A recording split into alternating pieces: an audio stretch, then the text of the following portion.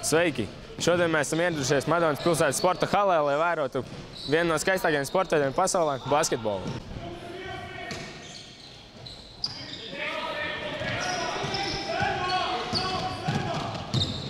Cik gadus spēlēt basketbolu jau? Kur tie laiki vēl?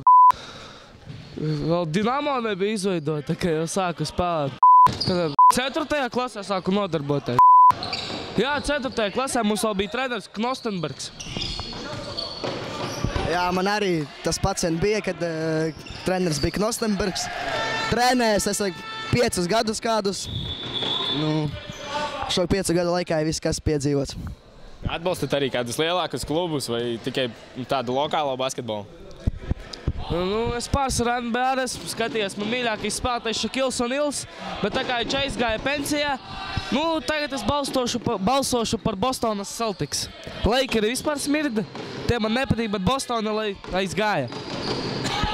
Man labāk patīk Lakeri, jo Kobe Bryants, ja. Un man liekas, es par viņiem balsošu, lai viņi izcīna NBA šo titulu. Paldies, Džeki! Paldies! Treneri visu spēli cītīgi vēroja savus padotos. Principā šodien mēs atrodamies Madonas sporta centrā. Šeit redzam spēli Madona pret Rugājiem, es arī piedalos. Un, principā pagaidām mums iet ļoti labi. Nelielas grūtības mums sagādā aizsardzība, kura mums principā nekad nav izdevusies, bet mēs to kompensējam ar uzbrukumu, ar asiem, spēcīgiem uzbrukumiem, ar 3-punktu metieniem, spējam iemest arī ar sodu. Visu spēles laiku treneri zīmēja dažādas kombinācijas, ko izspēlēt uz laukuma.